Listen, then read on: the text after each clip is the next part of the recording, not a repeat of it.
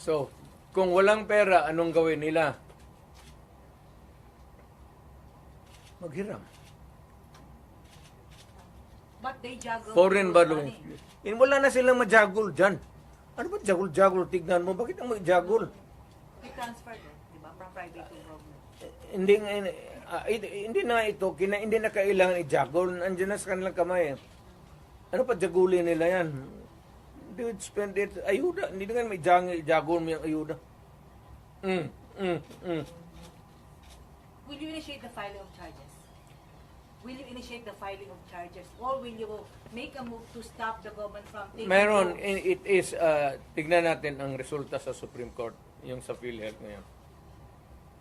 So, para may magkaroon tayo ng predicate of how to go about. They fear that you will call for a mass movement in Davao City given the situation.